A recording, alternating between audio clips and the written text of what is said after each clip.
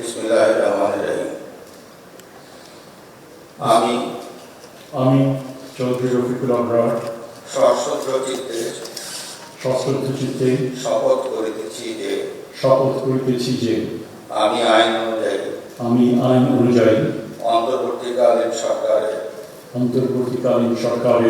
উপদেষ্টা পদের কর্তব্য বিশ্বস্ততার সহিত পালন করিব। আমি বাংলাদেশের প্রতি অকৃত্রিম বিশ্বাস ও আনুগত্য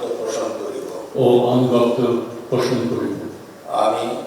আমি সংবিধানের রক্ষণ সমর্থন ও নিরাপত্তা বিধান করিব এবং আমি ভীতি বা অনুগ্রহ